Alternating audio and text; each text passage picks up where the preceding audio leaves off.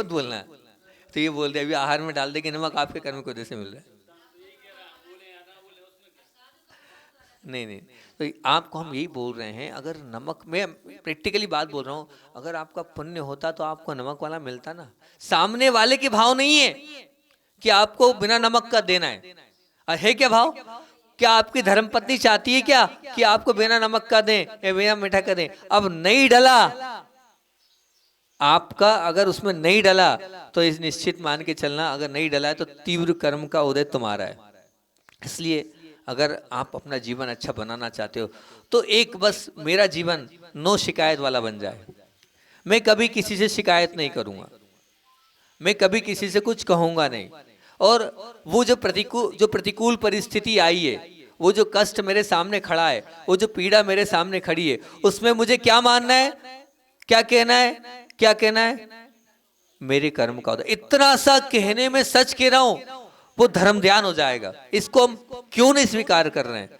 इसको इतना सा स्वीकार कर लें। मैं आपको आज की जो बात बोल रहा हूं, कल परसों भी यही वाली बात इसी में बोली थी, लेकिन दोबारा बोल रहा हूं। मैं इसलिए बोल रहा हूं कि ये मूल है, ये धर्म है। आप ये मान के चलना है, छोटी मोटी चीज नहीं बता रहा हूं मैं। और हम सबके साथ हर समय प्रतिकूल परिस्थिति रहती है, हर क्षण हमें।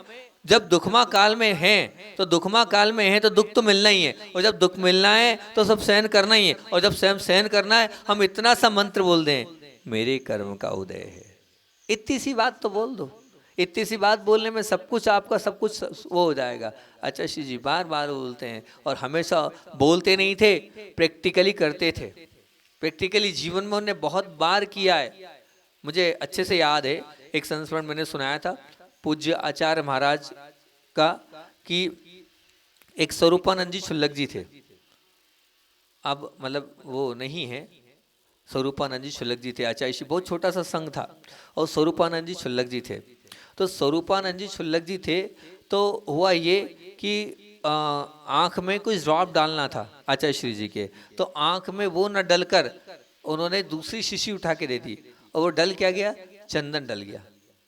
अब जब चंदन इतना तीव्र होता है, अगर वो आंख में चला जाए तो आंख की स्थिति खराब हो जाती है। और वो थोड़ा सा डला था, उतने में आचार्य श्री जी की आंखें लाल टमाटर जैसी हो गई थी।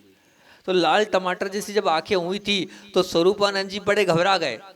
उनने सोचा कि ये मैंने क्या कर दिया, मेरे कारण हुआ है, मैं इसका दोषी हूँ। वो रोने लगे। तब आचार्य श्री जी ने एक बात बोली थी, भैया तुमने तो अच्छे भाव से दिया था ना। तुम्हारे भाव क्या थे कि मेरी आंखें खराब हो जाए, ये भाव थे? तुम्हारे भाव तो ये थे कि आंखों में जलन हो रही है तो ये ड्रॉप डाल दूं, इससे जलन खत्म हो जाए। तो तुम्हारा भाव अच्छा था, तुमने तो अच्छा किया था, पर कहाँ, मेरे कर्म में तो बुरा ही लिखा था। तो मेरे कर्म जब बुरा लिखा था तो हुआ है। तुमने तो अच्छे करने के भाव किए थे, तुमने कोई ऐसा उपसर्ग करने के भाव थोड़ी किए थे कि नहीं ऐसा कर दूं। तो तुम क्यों विकल्प कर रहे हो? और मैं कुछ बोल रहा हूँ क्या? मैंने तो कुछ बोला नहीं है। तो हम निश्चित रूप से कितनी बड़ी बात है। और अगर मैं होता ना, तो हो सकता था, अगर गृहस्थ अवस्था में होता तो हाथ ही घुमा देता मैं तो। क्या किया तुमने ये? नहीं, अगर गृहस्थ अवस्था में होता तो मुनि बनने के बाद तो शायद आंख दिखाता या चिल्लाता प्रतिकूल परिस्थिति में। तो अब आचार्य श्री जी ने कितनी बात बोली। और होता है, अक्सर ये हमारे साथ होता है। हम ये क्यों नहीं स्वीकार करते कि भैया उसका भाव ऐसा थोड़ी था कि बिना नमक के देना है, बिना मीठे के देना है। चाय भी देना है आपको, मान लो चाय पीते तो बिना मीठे की देना। नहीं डली, गलती से नहीं डली। तो किसकी गलती से नहीं डली? हमारे कर्म की गलती से डली, उसकी गलती नहीं थी।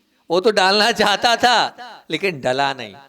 जब वो अच्छा करना चाहता था, नहीं हुआ, तो इसमें हमें दूसरों पर बिल्कुल नहीं थोपना है। सोचो, विचार करो।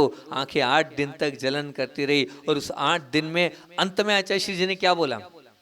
बोले, आचार्य श्री ने बोला, बोले जब कष्ट आते हैं, जब पीड़ा आती है, तो बार बार ये कहने को तो मिलता है, मेरे पाप कर्म का उदय, मेरे पाप कर्म का उदय, मेरे पाप कर्म का उदय। तो मेरे पाप कर्म का उदय जब जब भी मैंने बोला, तब तब क्या हुआ? धर्म ध्यान। तो स्वरूपानंद जी, आपको बड़ा बड़ा धन्यवाद है। आप साधुवाद के पात्र हैं। आपने मेरे पे बहुत बड़ा उपकार किया। आपने मेरी विशुद्धि बढ़ाई। आपने बहुत सारे कर्म कटा दिए। हजारों बार मैं ये शब्द नहीं बोलता कि मेरे तीव्र पाप। मैं मानता हूँ मुझे बहुत जलन हुई, मैं मानता हूँ मुझसे आंखें भी खोलते नहीं बनी, मैं मानता हूँ कि मुझे 8 दिन से नींद नहीं आई, लेकिन उसमें तो रात को सोते रहता। आचार्य ने क्या बोला, मैं तो रात को निद्रा अवस्था में रहता, 8 दिन तक वो नींद में हर क्षण हर पल मेरे पाप कर्म का उदय, मेरे पाप कर्म का उदय। इस बोलने के, इस मंत्र को कहने के में निमित्त कौन बने? आप मेरे उपकारी हैं, अपकारी नहीं। आप मेरे उपकारी हैं, अपकारी नहीं। आपने मेरे पे उपकार कर दिया है। और ये सब कुछ करने के बाद सोचो क्या गुरुजी की सोच है। इतनी प्रतिकूलता देने के बाद भी उसको अपकारी नहीं बोल रहे हैं, उसको क्या बोल रहे हैं? उपकारी। मतलब जो पीड़ा दे रहा है, जो कष्ट दे रहा है, वो बिल्कुल गुस्सा जायज है। अरे देख तो लेते, चंदन है कि आंख का है, इतना सा देखते नहीं बना, लेकिन फिर भी वो है। अब क्या बोल रहे हैं उससे? बिल्कुल निश्चित रूप से पूरी गलती थी उनकी नासमझी भी थी, उनका आलसपन भी था, वो विवेक की कमी भी थी, पर उसमें उन्होंने उसको एक शब्द नहीं बोला और उनको उपकारी बोला। अब बताओ, कभी ऐसा आपके साथ घटा और आपने कभी किसी से कहा कि आप हमारे उपकारी हो, आपने हमारे पर उपकार किया? कभी किया ऐसा? आप आचार्य भगवान की जय जयकारा तो खूब बोलते हो, आप बोलते हो, क्या बोलते हो कि ज्ञान के नहीं, वो बोलते हो ना, वंदे विद्या सागरम। अब उनकी जयकारा भी बोलते हो और आप बोलते हो कि हम उन्हीं से जुड़े हैं, उन्हीं के भक्त हैं और उन्हीं के जैसा बनना चाहते हैं। तब जब उनकी जयकारा बोलते हो तो अब ये जब भी प्रतिकूल स्थिति आए, उस प्रतिकूल व्यक्ति की पीठ ठोकना। आपने मुझे कर्म काटने का अवसर दिया, मौका दिया, आप धन्य हैं। आप ऐसे मौके और देते रहना, मैं ऐसे मौके का हमेशा आगे भी स्वागत करता रहूँगा। कभी ऐसा कर पाओगे आप? बोलो। बहुत मुश्किल है। नहीं, मुश्किल है नहीं, ये मत मानना मुश्किल है। नहीं, मुश्किल हमने उसको मान लिया है, मुश्किल है नहीं। अगर मुश्किल होता तो आचार्य कर पाते क्या? हमने उसको मुश्किल मान लिया है। उस मुश्किल मान लेने के कारण हम कर नहीं पा रहे हैं। बाकी कोई उसी चीज को हम बहुत बार बार कहेंगे, बहुत तकलीफ है, बहुत कष्ट है, बहुत पीड़ा, तुमने क्या किया, तुमने क्या किया, तुमने क्या किया, और उसी को बोलेंगे कुछ नहीं है, आया है चला जाएगा, कोई विकल्प नहीं, कोई बाधा नहीं, ठीक है, होता है, हो गया, अब कब तक रहेगा, आज नहीं तो कल। आप निश्चित एक बात ध्यान रखना, कितने पापी जीव, नरकों में भी साता आता है, ऐसा नहीं कि नहीं आता है। तो हम तो यहाँ मनुष्य पर्याय में देवशास्त्र गुरु से जुड़े हैं, तो कितनी असाता आएगी, लेकिन उतनी सी असाता में ही अपने आप को फिर हम और तीव्र असाता से बांध लेते हैं, ये स्वीकार नहीं करके और दूसरों पर ढोल कर। तो मैं तो इतना ही कहूँगा कि वास्तविकता में बात तो आज मुझे स्ट्रांग डिटर्मिनेशन की करनी, दृढ़ निर्णय की करनी थी, लेकिन वो खिन्नता वाला विषय इतना अच्छा है वो छूटते ही नहीं बनता है। तो हम इतना ही कर लें, धर्म ध्यान हो जाएगा हमारा और विशुद्धि बढ़ जाएगी हमारी, परिणामों में निर्मलता आ जाएगी हमारी। जब भी कोई प्रतिकूल परिस्थिति बने, जब भी कुछ ऐसा लगे, तो हम एक ही बात बोले, मेरे तीव्र पाप कर्म का उदय था, बस इतना बोल दें आज। हाँ हाँ, कोई धर्म ध्यान, कोई दूसरा व्यक्ति धर्म ध्यान ना कर पाए,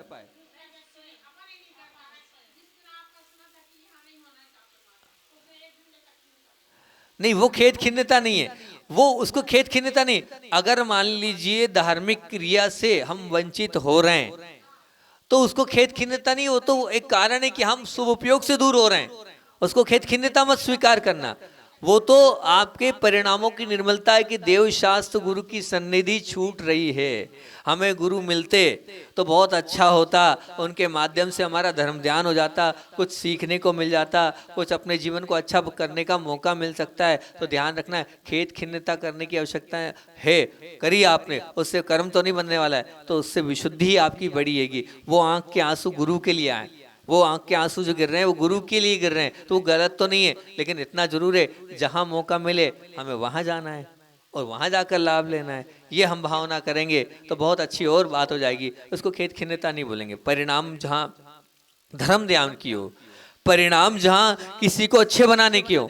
आचार्य श्री जी एक बात बोलते थे कि गुरु अगर डांटता है, गुरु अगर क्रोध भी करता है, गुरु अगर किसी प्रकार से किसी फटकार भी लगाता है, तो निश्चित वो क्रोध है, लेकिन क्रोध काय के लिए, वो खेद खिन्नता किसके लिए? कि सामने वाले को अच्छा करने के लिए, उसको खेद खिन्नता नहीं बोलेंगे, उसको सिर्फ सामने वाले पर संस्कार पड़ जाए, सामने वाला सही मार्ग पर आ जाए, वो अपने जीवन को संस्कारित कर ले, वो अपने जीवन को अच्छा बना ले, इसलिए करते हैं। वहाँ खेद खिन्नता नहीं है। खेद खिन्नता का तात्पर्य यही हैगा कि प्रतिकूल और कष्ट में भी उसको स्वीकार नहीं करना और उस पर अपने आप की प्रतिक्रिया प्रतिकूल दे देना, उस खेद खिन्नता की यहाँ पर मैं चर्चा कर रहा हूँ। वो खेद खिन्नता हमारे जीवन में नहीं आना चाहिए। हम आज इतना नियम ले लें, हम ढोलेंगे नहीं, हम ये नहीं कहेंगे तुमने किया, बस किसी ने जो तुमने किया ये बोलना छोड़ देंगे तो बहुत अच्छी बात है। अल्लू भैया, जीवन में सबके कष्ट है और उन सब कष्टों में भी, उन सब पीड़ाओं में भी अगर हम बार बार उसी को लेके बैठे रहेंगे ना, तो ध्यान रखना हम जीवन को अच्छा नहीं बना पाएंगे।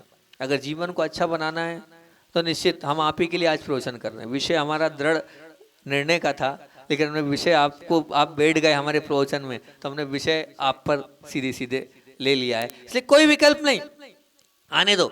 आचार्य श्री क्या बोलते थे, एक और बोलता हूँ, मैं तो पूज्य गुरुदेव को सुनता था, वही बार बार बोलता हूँ, मेरे प्रवचन तो पूज्य गुरुदेव ही रहते हैं, वही बातें याद आती है, उन्हीं को आप लोगों के बीच में। आचार्य श्री कहते थे परिशाहान उरंदित्तो, ये हमारे प्रतिक्रमण की लाइन है, बड़े प्रतिक्रमण जो हम पढ़ते हैं 15 दिन में।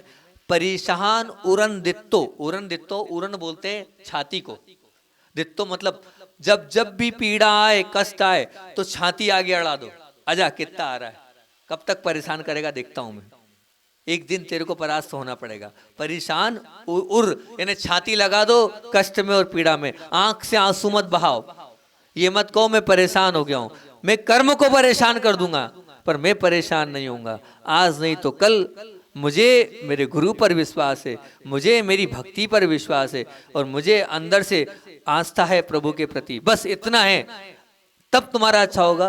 मेरे माध्यम से किसी का बुरा ना हो, मेरे माध्यम से किसी का गलत ना हो, मेरे माध्यम से किसी के साथ ऐसा ना हो जाए कि वो आंसू बहाए, बस इतना ध्यान रखना कि मैं कर तो रहा हूँ लेकिन मेरे उस करने की वजह से किसी का अगर बुरा नहीं हो, किसी का गलत नहीं होगा, तो निश्चित ध्यान रखना आज नहीं तो कल तुम्हारा भला होगा, निश्चित होने वाला है, होके ही रहेगा। पर कब, जब आपके मन में ये भावना हो, अच्छे भाव के साथ आप अंदर से लड़ते चले जाएंगे, आगे बढ़ते चले जाएंगे और उठते चले जाएंगे, तो निश्चित वो आज नहीं तो कल आपकी वो पीड़ा, वो कष्ट वो दूर होगा ही होगा। और जिसके जीवन में जितनी ज्यादा कठिन परिस्थिति होती है, उतना ही